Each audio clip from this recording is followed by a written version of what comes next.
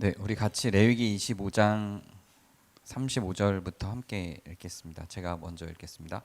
내 형제가 가난하게 되어 빈손으로 내 곁에 있거든 너는 그를 도와 거류민이나 동거인처럼 너와 함께 생활하게 하되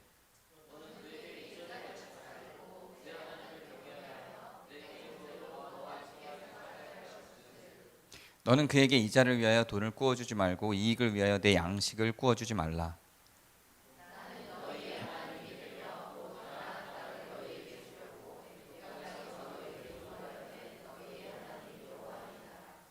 너와 함께 있는 내 형제가 가난하게 되어 내게 몸이 팔리거든 넌 그를 종으로 부리지 말고 품꾼이나 동거인과 같이 함께 있게 하여 희년까지 너를 섬기게 하라. 아멘. 제가 40절까지만 썼는데요. 사실 41절까지 읽어야 되는데 제가 41절 추가로 읽어드리면 그때에는 그와 그의 자녀가 함께 내게서 떠나 그의 가족과 그의 조상의 기업으로 돌아가게 하라. 이렇게까지입니다.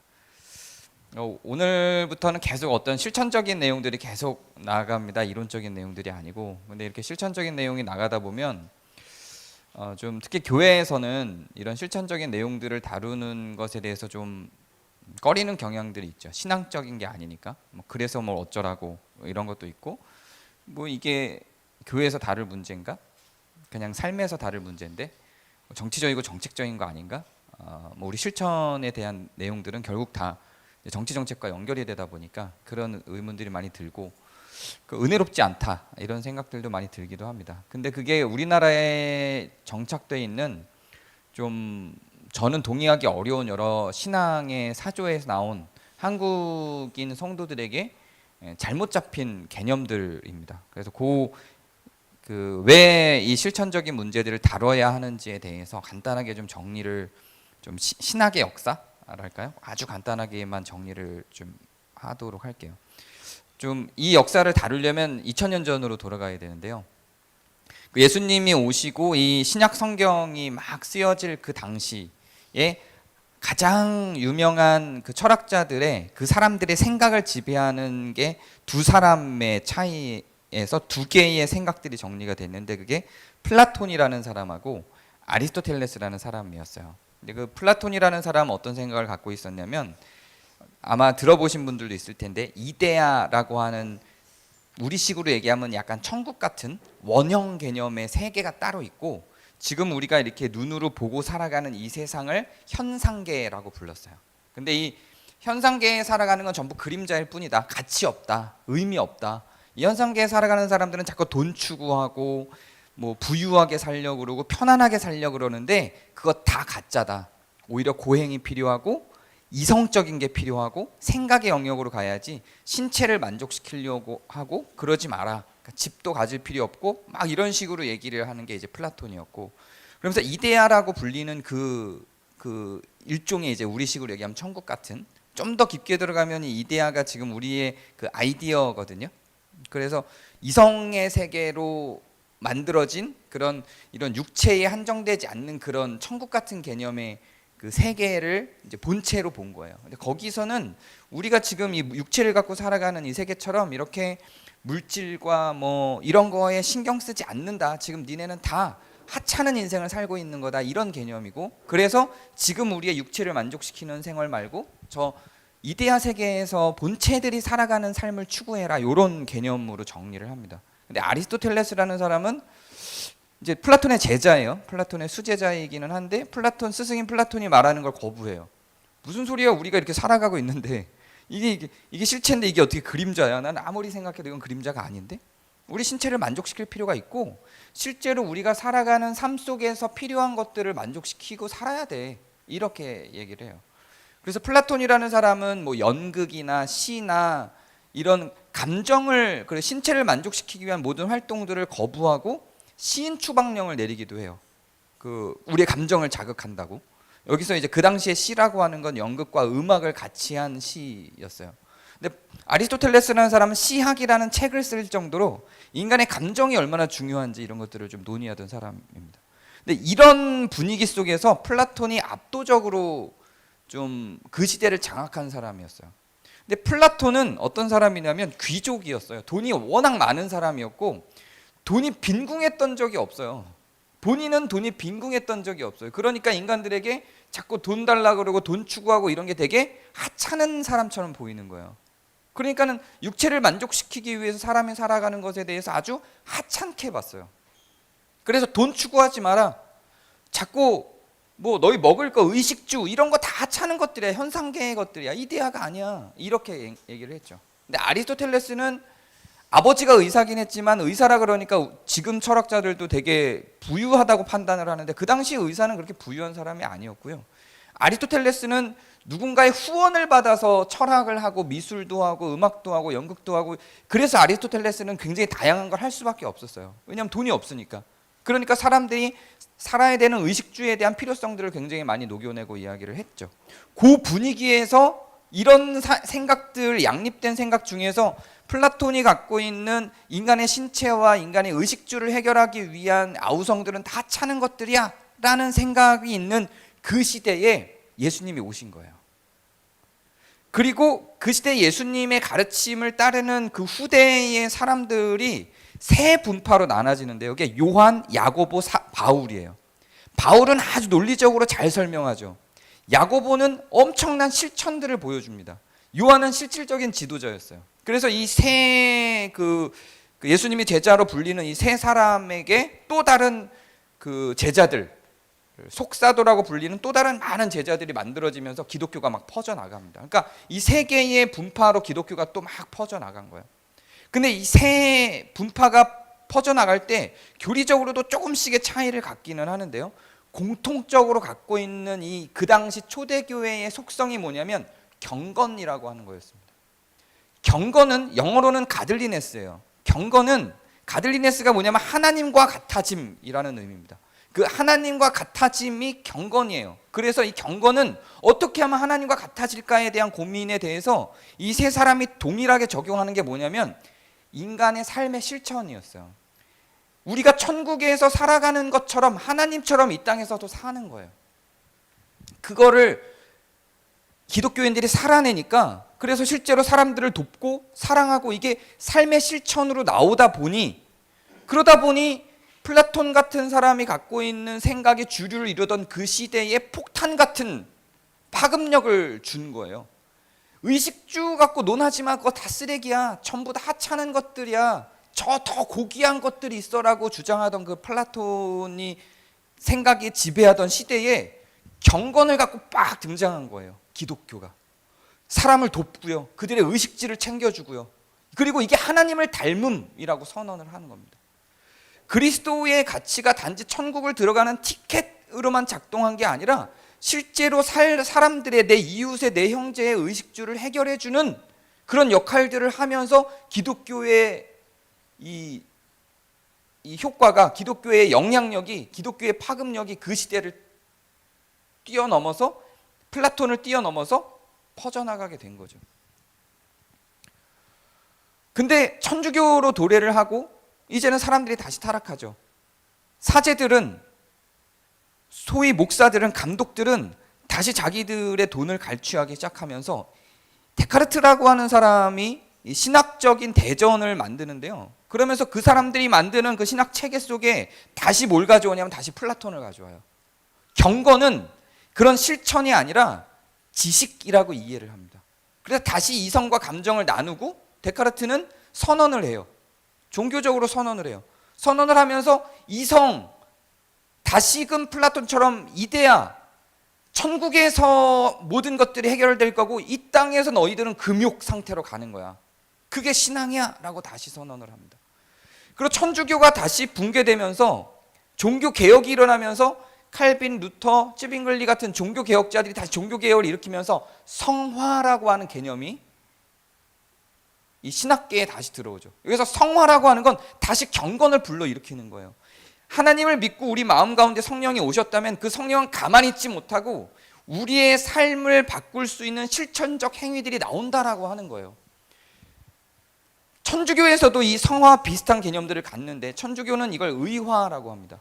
의화는 우리의 의지로서 그것을 새로운 삶을 실천적인 삶을 만들어 간다라고 한다면 종교개혁자들이 만든 성화라고 하는 개념은 하나님이 즉 성령님이 우리 안에 있어서 자동적으로 불가피하게 혹은 그렇게 하지 않으면 불편해져서 성령이 우리 마음 가운데 충동되어져서 다시금 우리의 삶을 새롭게 하고 실천적인 일들, 이웃을 돕고 형제를 사랑하는 실천적인 행위들이 나온다라고 하는 개념으로 이 성화 개념들을 만듭니다. 성화는 처음부터 완성되는 것이 아니라 서서히 발전되어져 가는 거라고 성화 개념이 나오죠. 그래서 다시 종교개혁된 개혁된 종교에 있어서, 즉 개신교에 있어서는 이 성화 개념을 통해서 사람들이 경건주의 운동을 하는 것이 자연스럽고 다시금 초대교회처럼 서로 돕고 사랑하고 의식주를 함께 해결해 나가는 그 역할들을 다시 기독교 안으로 끌어들입니다. 그러다가 미국에서 근본주의 운동이라는 게 일어나요. 이건 자유주의나 경건주의 운동에 반대돼서 성경이 이야기하고 있는 그리스도의 십자가가 멀어지는 것 같다라고 하는 경각심에서 근본주의 운동이 일어나면서 이 경건과 성화 실천들을 기독교의 신학 체계에서 제거를 해버립니다. 그리고 오직 믿음으로 이 세계에서 천국으로 가는 그 두 가지 맥락만, 즉 천국 들어가는 열쇠를 따기 위한 것이 신앙이라고 하는 성화를 완전히 지운, 그래서 믿음은 곧 천국, 이 두 개밖에 없는 플라톤주의로 다시 끌고 들어가는 거예요. 그게 미국식 근본주의예요. 그리고 그 미국식 근본주의가 한국의 완전히 전체 신앙들을 다 강타해버리죠. 그래서 지금 한국은 다 그런 플라톤주의에 있는 거예요. 사실 기독교가 아니에요. 플라톤주의에 있는 거예요. 천국과 이 땅을 나누고 이 땅에서는 어떻게 살든지 괜찮아요. 왜냐하면 천국 들어간 티켓을 가졌으니까. 그 천국에서 모든 것이 해결될 것이고 여기서 너무 의식주 갖고 그렇게 왈가불가 하지 마. 너희들은 천국을 들어갈 사람들인데 이렇게 가는 기독교가 아닌 플라톤주의로 다 회귀해버렸어요. 이 주장을 가장 많이 한 게 요즘에 최근에 죽어서 화제가 되고 있는 찰스 커크라고 하는 사람이죠. 아주 근본주의 대표 주자예요. 의식주 갖고 이야기하는 사람들은 전부 다 저주받을 사람으로, 욕망에 휘어잡힌 사람으로 치부를 합니다. 그리고 내가 거지든 굶어 죽든 어떤 환경에서도 의식주를 찾기 위한 행동을 하지 않고 오직 하나님만 바라보며 그렇게 자기의 재산들을 교회에 헌금할 수 있는 구조를 만드는 거예요. 사실 미국이 갖고 있는 그런 근본주의는 기독교에 역행하는 플라톤주의예요. 지금 우리나라에 있는 대부분의 기독교도 마찬가지입니다. 그러니까 분명히 성경에 존재하고 있는 오늘 우리가 읽은 이런 말씀들은 의미가 없어지는 거예요. 오늘 우리가 읽는 말씀이 어떻게 이걸 실천하려면 신앙이라고 하는 것이 경건을 불러일으키고 초대교회 사람들이 했던 그 경건을 불러일으키고 종교개혁자들이 했던 그 성화를 불러일으키는 방식의 신앙이라고 하는 것이 사실은 우리에게 들어오면 굉장한 부담이 되고요, 힘들어요. 왜냐하면 움직여야 되거든요. 아까 그 운영위원장님이 그런 말을 했죠. 행동하는 사람들한테 은혜가 있다. 사실 이게 칼빈이 했던 말이에요. 처음에 종교개혁을 할 때 이 비슷한 얘기를 해요. 경건이라고 하는 게 뭐냐, 성화라고 하는 게 뭐냐면 우리가 그냥 묵상하고 가만히 기도하고만 있는 것으로 성화는 이루어지지 않는다는 거예요. 하나님의 은혜로, 성령의 은혜로 행동을 하고 그렇게 펼쳐져 있는 그 내가 행동해서 보여준 신앙들이 다시 내 것이 되는 거예요. 그게 신앙이에요. 그리고 이게 계속해서 역동을 하는 거죠. 나는 성령의 9가지 열매가 내 삶에서 드러나고 그게 또 내 신앙을 강화하고 또 나는 그 성령의 9가지 열매를 또 행동할 수 있는, 움직일 수 있는 힘을 갖고 그게 또 내 안에서 드러나고, 이게 신앙이라고 하는 거예요. 이게 성화의 방법이라고 칼빈이 정리를 하죠. 근데 지금 우리가 살아가는 이 기독교에서는, 우리가 이해하고 있는 미국식 이 기독교에서는 두 가지만 딱 있는 거예요. 현상계, 천국. 이 땅과 천국. 그리고 이 땅의 삶은 다 의미가 없어요. 특히 의식주는 욕망이에요. 천국만 오직 바라보고 우린 이 땅에서 어떤 것도 바라면 안 되는 것처럼 보이는 그런 구조인 거예요. 근데 양립된 구조로 완전히 반대 지점으로 또 뭐가 가요? 또 기복이 여기서 통해요. 이상해요. 이렇게 구조를 해놓고 이 땅의 삶은 아무것도 아니다. 저 천국의 삶이 진짜다. 이 땅에서의 삶은 욕망하지 마. 이 땅에서 바랄 거 없어. 근데 또 그렇게 해서 천국만 욕망하고 열심히 교회 일만 하잖아. 근데 니네 복 받는다. 그 복이 뭐야? 돈이다. 부자 되는 거다. 이래요. 또 이상한 구조를 만들어 버려요. 신기하죠? 어떻게 이 두 개의 구조를 같이 갖고 이 논리적 충돌을 안 일으키는지 모르겠어요. 저도 이 논리적 충돌을 안 일으키면서 거의 평생을 신앙생활을 해왔어요. 근데 성경을 보면 볼수록 오히려 신학자들이 정리해 놓은 내용을 보면 볼수록 이건 충돌될 수밖에 없는 구조예요. 근본주의 신앙하고 기복주의는 같이 갈 수가 없는데 같이 가요. 이상하죠. 실천은 없애고요. 왜냐하면 어렵거든요. 오늘 우리가 나누겠지만 어렵거든요. 실천은 없애고 마음만 있으면 되고, 그러면 마음만 있으면, 믿음만 있으면 천국에 가고, 우리의 삶은 아무런 변화가 없어도 되는 구조를 만들어 놓고, 욕망은 사라지지 않았어요. 이 의식주와 반드시 결부되어야 될 그 욕망은 또 키워서 또 기복으로 만들어 버려요. 저는 우리나라만 이런 줄 알았는데 미국 근본주의도 보니까 미국 근본주의도 그래요. 신기하죠. 오늘 우리가 읽은 말씀을 보면요, 너무 부담스러워요. 이 근본주의 신학 속에서, 이 근본주의 신앙 속에서 신앙생활을 하신 분들은 이걸 보면 성경이 아닌 거라고 여길 만한 사람들도 많을 거예요. 그리고 실천하려고 해도 이걸 성화의 기준으로 삼으려고 해도 너무 버거워요. 내 형제가 가난하게 되어 빈손으로 내 곁에 있거든 그를 도와 거류민이나 동거인, 같이 사는 사람처럼 너와 함께 생활하게 하래요. 여러분의 형제들 중에 혹시 가난하게 돼 있는 사람이 있고 집이 없이 전전하는 사람들이 있겠죠. 있을 거예요. 그런 사람이 있거든 우리 집에 와서 같이 살게 하라는 거예요. 일단 여기서 이게 돼요? 어렵죠. 여기서 벌써 막혀요. 보고 싶지 않은 성경이에요. 게다가 그 형제는 나랑 원수처럼 지냈어요. 나한테는 잘해준 거 하나도 없어요. 1도 없어요. 아주 꼴보기 싫어요. 같이 살면 내 삶이 얼마나 힘들어질지 뻔히 알아요. 그리고 이자를 받지 말고 이자를 위하여 돈을 구워주지 말고 이익을 위하여 네 양식을 주지 말래요. 내가 이걸 쟤한테 줘서 다시 나한테 돌아올 거라고 생각하지 말라는 거예요. 그냥 구워주는 거예요. 그 대신 그냥 주는 건 아니에요. 구워주긴 구워줘요. 나중에 받긴 받아야 돼요. 그러나 거기에 나중에 뭘 돌려받는다, 이렇게 얼마를 덧붙인다, 이렇게는 하지 말라는 거예요. 요거는 좀 괜찮죠? 요거는 그 형제들 사이에 우리가 이자를 받거나 그러지는 않죠, 보통. 요거까지는 가능하죠. 그냥도 주니까. 근데 집에서 같이 사는 건 너무 힘들어요. 자, 여기서 저는 고민의 지점이 나온다고 생각해요. 왜 이자를 안 받고 구워주는 건 되는데 왜 같이 사는 건 안 될까? 고민이 좀 되지 않나요? 성경은 이걸 이어서 말을 했는데 기준이 뭘까? 이유가 뭘까? 그리고 이런 경우도 있어요. 너와 함께 있는, 그렇게 너와 같이 있는 네 형제가 가난하게 되어 내게 몸이 팔리거든. 이게 너무 가난해졌어요. 이제 살 게 너무 없어요. 그래서 혹은 다른 데다 어디 빚을 지기도 했어요. 뭐 이렇게 해서 어쨌든 그걸 갚아야 되는데 내가 그걸 대신 갚아주고 이 사람을 내 종으로 부리는 거예요. 이제 여러분의 형제가, 지금 우리는 상상할 수 없죠. 이 시대의 문화니까. 내 형제가 이제 내 종이 된 거예요. 내 종이 된 거예요. 물론 이제 여기서 형제라고 하는 표현은 동포라고 해석하는 사람들도 많이 있어요. 그냥 단지 그냥 전 진짜 형제가 아니다 이렇게 해석하는 분도 있고, 진짜 형제다 이렇게 해석하는 분도 있어요. 어쨌든 그 형제가 혹은 동포가 그렇게, 근데 너와 함께 있는 형제이기 때문에 전 형제라고 해석하는 게 맞다고 봐요. 단어는 둘 다 사용할 수 있는 모호한 단어긴 해요. 같이 함께 있는 사람이기 때문에 저는 형제라고 해석하는 게 맞다고 보기는 하는데, 개역 개정에는 형제라고 했는데 뭐 다른 세우리말이나 이런 데는 그냥 동포라고 해석하는 데가 있어요.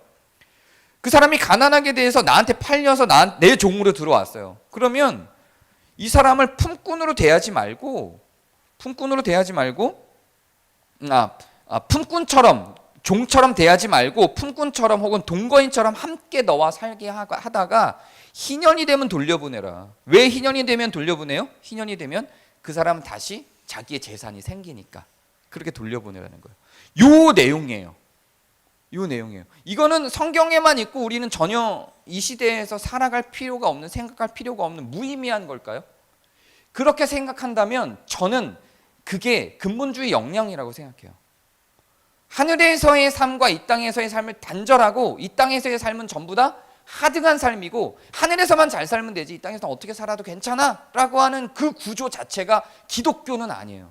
기독교는 뜻이 하늘에서 이룬 것 같이 땅에서도 이루어지게 하는 거예요. 우리는 하늘 천국 시민권을 갖고 살아가는 사람처럼 이 땅에서도 사는 거거든요. 그게 성화이고요. 하나님이 살아가는 것처럼 사는 거거든요. 하나님처럼 사는 거예요. 우리가 가들리네스예요. 경건한 거예요. 그게. 그렇게 보면 이게 너무 부담스러운 말이 돼요. 이거 어떻게 지켜요? 저도 이것 때문에 고민을 많이 해봤어요. 지금 우리 집에 내 형제가 산다. 내 형제가 지금 우리 살고 있는 집에 와서 같이 산다. 고민을 해봤어요. 불가능합니다. 왜냐하면 저희 집 오신 적 없죠. 이사간 뒤로. 예전 집 지하에서 살 때는, 지하는 그래도 좀 규모가 있고 좀 손님 맞이할 수 있는 공간이어서 종종 몇 분 오셨었는데, 이사간 뒤로는 오신 분이 없을 거예요. 다들 아쉬워요. 한 번 초대 안 하시나요? 앉을 자리가 없으세요. 어떻게 형제를 맞아요? 맞을 수가 없다니까요. 맞을 수가 없어요. 옛날 집들은요, 사랑방이 다 있었잖아요. 손님이 있으면 손님을 맞아서 손님이 며칠, 몇 주, 몇 달을 거주할 수 있는 공간이 대부분 다 있었어요. 대부분의 사람들이 집에. 예전에는. 왜냐하면 한 사람이 100채씩 집을 갖지 않았거든요. 넓은 땅은 가졌을지언정 한 사람이 100채씩 집을 갖지는 않았어요. 그러니까 집 안에 사랑방을 둘 수 있는 구조들이었어요. 경제적 원리가 아니라 사람이 사람답게 사는 구조가 사실 있는 구조. 다른 방식으로 사람이 사람답지 못하긴 했죠. 노예도 있고 종도 있고 이랬으니까. 그런 것들은 이제 세상의 진보에서 사라졌지만 어떤 방식으로 그걸 다 재구조화하냐면 경제적인 원리로 집을 막 줄여나가요. 그래서 최소한의 사람, 딱 한 사람만 사는 1인 가구, 1인 가구를 위한 집, 딱 방 한 칸, 원룸. 그 원룸도 제 딸이 지금 예아가 살고 있는 데 가면요, 그냥 침대 하나, 그 고시원 같은 데요. 등록도 고시원으로 돼 있대요. 근데 원룸이라고 붙이고 내놔요. 가면은 그냥 침대 하나 들어가면 끝이에요. 근데 거기서 또 뭐 대학생들이니까 5명이 모여서 같이 지냈다고 해요. 그런 거예요. 거기서 어떻게 형제를 맞아들여서 같이 살아요. 그렇게 사는 사람들이 허다해요. 이거를 어떻게 처리해요? 어떻게 이 말씀을 지켜요? 지킬 수가 없어요. 지키는 게 불가능해요. 어떤 사람들에게는. 저도 이제 주중에는 상담을 하고 연구도 하는데, 얼마 전에 이제 상담을 하다 보면 이 사람의 심각한 정도에 따라서 금액을 산정해줘요. 그냥 한 번의 상담으로 될지, 당신 한 6개월은, 한 24회기는 24번은 만나야 우리가 지금 당신이 갖고 있는 문제를 해결할 수 있어요. 이런 것들을 이제 대충 스케줄표를 짜줘요. 그러면 어떤 사람은 한 번만 상담하고 어떤 사람은 3개월 상담하고 뭐 이러는데, 이분은 되게 길게 상담해야 되는 되게 조울증이 심한 분이었어요. 30회는 만나야 되는 사람이었고 한 회당 10만 원이어서 300만 원을 결제를 해야 되는 거예요. 물론 회기마다 할 수 있는데 회기마다 하려면 15만 원이에요. 그러니까 한 번에 하는 게 더 이롭기는 하죠. 그래서 그런 안내를 쭉 드렸는데, 이 사람 직업도 없고 돈도 없어요. 근데 저도 뭐 제가 사장이 아니고 그러니까, 그리고 제가 사장이라 할지라도 시간을 제가 그냥 무료로 다 제공할 수는 없으니까, 그럼 난 돈을 안 벌 수는 없으니까, 그러니까 안내는 해드리죠. 근데 이 사람이 결제를 못할 거라고 생각했는데 자기 마음이 힘드니까 300만 원을 결제를 하는 거예요. 그러면서 이 돈이 어디서 났지 너무 궁금한 거예요. 내가 대신 내주고 싶지만 뭐 제 한 달 월급을 그렇게 제가 내줄 수는 또 없고, 그러니까 이런 애매한 지점들이 있죠. 이렇게 살아요. 이분은 그걸 낼 수 있는 능력이 없어요. 어디선가 또 모르겠어요. 은행에서 정상적으로 대출을 받았는지 고리대금을 빌렸는지 너무 답답해요. 이런 환경들이 너무 많아요. 지금 세상에 너무 많아요. 물론 예전에 더 큰 문제들이 있어요. 노예, 종 이런 거에 비하면 큰 문제가 아니죠. 사실 세상은 악해지진 않았어요. 저는 진보하고 있다고 생각해요. 점점 선해져 가고 있다고 생각하지만 여전히 해결돼야 될 문제가 너무 많은 거예요. 저는 이 말씀을 우리가 자꾸 왜 피하냐면 지킬 수가 없어요. 이 시대에서 이게 불가능하다니까요. 왜 이렇게 됐을까? 왜 이렇게까지 불가능한, 이런 것들이 왜 불가능한 세상이 됐을까? 저는 우리가 세상이 노예제도나 종예제도, 계급사회 이런 것들을 없애고 세상이 진보한 것처럼 그렇게 또다시 사람들이 잘 사는 세상으로, 더 살 수 있는 세상으로 한 단계 진보시키는 그것들이 경건이라고 생각해요. 저는 우리가 경건을 지킬 수 있는 토대를 만드는 것도 전 신앙이라고 생각을 하고요. 그래서 이런 것들을 굉장히 이제 희년을 계속 이야기하면서 희년이 모든 사람들에게 집을 주자는 거 아니에요. 결국은 모든 사람들이 길거리에 나앉지 않고 2년마다 이사 다니지 않아도 되게 각자가 자기가 살 수 있는 집을 가질 수 있게 해주자. 이게 지금 희년의 아주 기본적인 토대잖아요. 이게 괜히 나온 게 아니라고 저는 생각을 하고요. 그렇다면은 성경에 이게 기록이 되어 있고 이런 제도를 이스라엘 백성들에게 지키도록 하나님께서 공포를 했다면, 이건 사라지는 법이 아니라면, 그 희년의 제도 안에서 우리가 읽은 이 레위기 25장의 내용들이 정리가 됐다면 우린 여기에 대해서 곰곰이 고민을 해볼 수밖에 없다고 생각을 해요. 근데 이런 일들을 실제로 하는 사람들이 많아요. 앞으로 계속 많이 소개할 건데 오늘은 몇 가지, 이 집을 갖고자 하는 사람들의 움직임에 대한 몇 가지만 소개를 할게요. 프랑스에서 빈집 점거 운동이라는 게 있었어요. 가탈이라고 하는 사람이 이 운동을 일으켰고요. 프랑시스 팽이라고 하는 영화 감독이 장리 꼬다르라고 하는 되게 유명한 영화 감독이에요. 그 프랑스 팽이라는 영화 감독과 장리 꼬다르라는 영화 감독이 가타리의 빈집 점거 운동 활동을 보고 너무 좋아서 같이 그 활동에 참여하다가 영화로 만듭니다. 빈집 점거 운동을 영화로. 이 빈집 점거 운동이 뭐냐면, 집이 없는 수많은 노숙자들이 그 당시에 1970년대 당시에 그 프랑스의 산재에 있었는데, 그 사람들이 갈 데가 없는 거예요. 가족, 그 당시 프랑스가 지금 우리나라처럼 집들이 다 조밀조밀조밀한 거예요. 조밀조밀해서 가난한 사람은 딱 한 칸 방에서 살 수밖에 없어요. 그러니까 형제들이 나앉을 상황이 돼도 받아줄 수가 없죠. 그러니까 다 길거리에 나앉아 있는 거예요. 그런 사람들이 많은 거예요. 근데 한 사람이 몇십 채, 몇백 채의 집들을 갖고 있고 그 집들은 다 비어 있거든요. 그래서 빈집 점거 운동이라는 걸 해요. 그래서 그 노숙자들을 데리고 먼저 자기가 집이 되게 부유한 사람이었고 자기 집이 되게 큰 게 있는데 거기 다 그냥 재워요. 근데 그래도 부족하니까 자기같이 집이 여러 개 있는 사람들이 갖고 있는 빈집들을 이 집 없는 노숙자들을 데리고 가서 거기에 재워요. 불법이죠. 그래서 잡혀가요. 근데 가타리가 안 잡혀가고 그 영화를 만들었던 프랑스 팽이라는 사람이 자기가 그냥 대표로 잡혀갑니다. 거기서 막 고문 당하면서 뭐 조사를 받으면서 뭐 장리꼬다도 같이 했지, 뭐 가타리도 같이 했지 물어보니까 내가 다 했습니다. 뭐 이래서 이렇게 혼자 감옥에 갔던 뭐 그런 역사들이 있어요. 근데 이런 운동들이 이거 하자는 게 아니에요. 이거 불법이고요. 이런 운동들이 나중에 프랑스 정책에 영향을 미칩니다. 영향을 미쳐서 주거권 소송법이 생겨요. 그러니까 놀고 있는 집이 있잖아요. 어떤 사람이 수십 채 갖고 있어서 비어 있어요, 그 집이. 그러면 그 집을 찍어서 주거권 소송을 걸 수가 있어요, 집 없는 사람이. 그래서 그 사람이 갖고 있는 재산 안에서 아주 싸게 그것을 가질 수 있는 소송을 걸 수 있는 법이 생깁니다. 재밌죠? 그 재판부에서 이거 버려져 있는 쓰레기 같은 집이네? 그럼 그 사람한테 넘겨줄 수 있는 법이 생기는 거예요. 뭔가로 계속 그 집이 활용이 돼야 된다는 거예요. 그러면서 이 주거권 그 소송 운동뿐만 아니라 하우징 퍼스트 정책, 그러니까 사는 집 먼저 정책인 거예요. 그 집이, 우리는 지금 집을 어떻게 집을 사죠? 더 높은 가격이, 그 집의 가격이 있고 그 집의 가격을 책정해서 그 집의 가격대로 뭔가 이렇게 할 수 있는, 어쨌든 그렇게 뭐 정해진 가격들이고 그 가격에 돈을 갖고 있는 사람이 집을 사잖아요.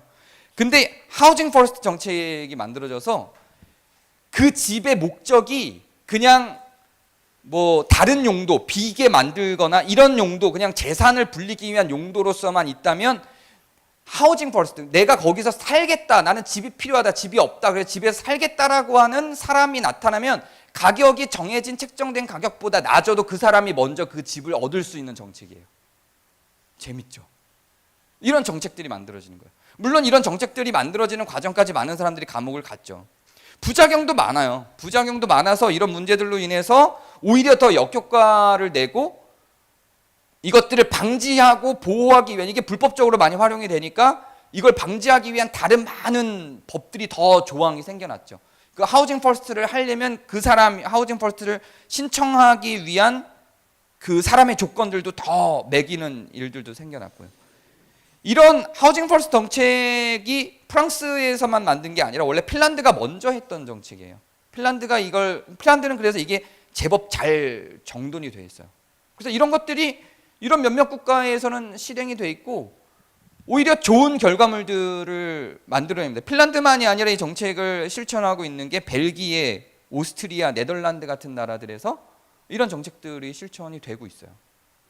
그래서 사람들이 거주권을 잃지 않고 살아가게끔 만드는, 이렇게 돼야 저는 오늘 우리가 읽은 말씀이 한 개인에 대한 부담으로는 지금 이 시대가 자본주의가 만들어서 집을 완전히 다 줄여놔 버려서 가난한 사람들은 그대로 집이 줄어져 있고 나도 월세고 전세기 때문에 이걸 내 마음대로 할 수 없는 구조 속에 있어서, 물론 집이 많고 부유한 사람은 이걸 있는 그대로 지킬 수 있으면 지키면 되죠. 근데 그럴 수 없는 조건이 너무 많죠. 단칸방인데 나도 어떻게 이걸 지켜서 형제들을 우리 집에 살게 해요. 힘들죠. 그러니까 결국은 이게 가능한 조건, 이 하나님께서 만든 이 율법이 가능한 조건으로 갈 수 있도록 사회 구조도 같이, 나는 내 안에서 실천할 수 있는 지금의 실천을 하지만 실천이 불가능한 내용들은 그걸 실천하기 위해서 사회 개혁이나 문제를 어떻게 하나님의 나라를 이 땅에서, 하늘에서 이룬 것 같이 땅에서도 이루어지도록 만들 수 있을까에 대한 고민을 하는 것도 전 경건이라고 생각을 해요. 그래서 이런 운동을 실제로 하는 사람들이 많이 있어요. 희년 함께 희년 사회는 제가 많이 언급을 하고 저녁 기도회 때 제가 구체적으로 소개도 했었기 때문에 그건 더 이상 얘기를 안 할게요. 실제로 어떤 운동이 있냐면 빈집 점거 운동은 아니지만 빈집이라고 하는 그 NGO 이름이 그냥 빈집이에요. 그래서 빈집 운동을 하는 분들이 있어요. 이런 분들은 뭐 실제로 이런 운동을 실제로 진행을 하는 사람들이 있어요. 그러니까 빈집 운동을 하는 사람들은 어떤 방식으로 하냐면, 시골에 가면 비어있는 집들이 있죠. 비어있는 집들, 그 집들은 그냥 버려지는 거예요. 그거 리모델링 해주는 거예요. 그리고 그 대신 정말 집이 없는 사람이 거기서 살 수 있게 그 집주인하고 이야기를 하는 거예요. 우리가 당신 이거 버렸지, 집 아무것도 없지, 근데 이거 리모델링 해줘, 사람이 살 수 있게 만들어줄 테니까 그 대신 집이 없는 사람이 이거 살 수 있게 해줘. 물론 거기에는 여러 가지 이제 계약들이 성립이 되겠죠. 언제까지 살 수 있게 해준다든가 뭐 이런 게 있겠죠. 이런 운동을 하는 사람들이 있어요. 서서히 이런 주거에 대한, 사람이 살 수 있는 공간이 얼마나 필요한지에 대한 고민들, 사람이 사람답게 살 수 있는 고민들이 만들어지면서 정부가 이것들을 안 해주기 때문에 사회단체들이, 시민단체들이 생겨서 이런 것들을 진행하는 사람들이 있어요. 그리고 궁극적으로는 저는 정부가 우리가 경건을 실천할 수 있는 토대를 막지 말고 이런 토대들을 만들어 줘야 된다고 생각해요. 만약에 여러분이 지금 형제가 여러분 집에 와서 좀 얹혀 살겠다고 할 때 굉장히 부담스럽죠. 저도 부담스러워요. 왜냐면 저 신혼 때 지하 방 2칸짜리, 아주 조그만 방 2칸짜리 집이었는데 제 아내의 친구가 와서 살았거든요, 몇 개월을. 힘들어요. 근데 만약에 집이, 제가 뭐 사랑방이 따로 있고 우리 가족들이 쓸 수 있는 방 외에 사람들이 살 수 있는 방 공간이 따로 있다면 그게 그렇게 부담스럽거나 힘들지는 않았겠죠. 그냥 밥상에 젓가락 하나 놓으면 되니까. 그런 조건들, 경건은 분명히 성경에 기록되어 있으나 우리는 왜 경건으로부터 멀어질까? 정말 우리만의 문제일까? 우리의 문제일 수 있겠죠. 그럼 우리는 왜 그렇게까지 희생할 수 없는가? 정말 목숨을 걸고 해야 되는 것일까? 이렇게 단칸방인데도 불구하고 그 사람들 우리 집에서 살게 그냥 꾸역꾸역 넘어가서 내 삶이 망가지더라도 살게 해야 그게 경건일까? 이런 고민들 속에서 저는 이런 활동을 하는 사람들이 분명히 나오고 이런 정책들에 대한 논의도 나온다고 생각해요. 경건은 사실은 토대도 같이 마련을 돼야 된다고 저는 생각해요. 물론 이제 많은 학자들이 이거는 뭐 논란의 여지들이 당연히 있죠. 경건은 어떤 여건 속에서도 내가 그렇게 할 수 있다면 그 사람은 굉장히 경건한 사람인 건데, 대부분의 사람들은 이 수준에 못 가거든요. 뭔가 첫걸음을 걸을 수 있는 게 있어야 될 텐데, 그럼 첫걸음을 걸을 수 있는 내용들이 성경에 그렇게 많지가 않은 거예요. 성경은 답을 주잖아요. 과정을 주지 않고. 성경이 준 그 답을 향해서 우리는 과정을 밟고 가는데 답이 너무 막막하니까 우린 아예 시작을 안 하는 거예요. 그래서 이 토대를 마련하는 것도 중요한 경건이다 라고 저는 생각을 합니다. 그래서 성경에 있는 내용들이 저는 쓰레기라고 생각하지 않아요. 끝났다고 생각하지 않고 버려진 말씀이라고 생각하지 않고 계속해서 하나님께서 오시는 그날까지 실현해 나가는 거라고 생각하고요. 그거는 나 개인의 삶뿐만 아니라 사회도 바꾸고 이웃도 바꾸고 정책도 바꾸는 과정까지 여기 함께하는 것이라고 생각합니다. 제가 기도하겠습니다. 은혜 하나님, 성경에 있는 하나님이 가르치신 이 희년이 너무 멀고 험해 보여서 우리는 실천할 수 없는 버린 정책으로만, 버린 하나님의 법으로만 이해합니다.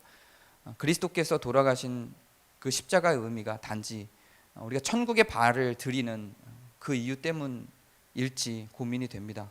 성경이 버려지지 아니하게 우리 삶 속에서 혹은 우리 후대의 삶 속에서 더 경건한 세상을 만들기 위하여 주님께서 인도해 주시고 이것들이 이 성경의 삶들이 이루어질 수 있는 그런 세상에 도래할 수 있도록 도와주옵소서. 우리 구주 예수 그리스도의 이름으로 기도합니다. 네, 제가 빨리 끝내려고 말을 빠르게 했는데 원고량이 워낙 많아서 죄송합니다.